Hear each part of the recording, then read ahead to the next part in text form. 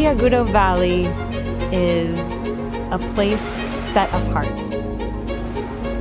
We left civilization completely, and we were left with only ourselves and the locals who lived in the region and nature.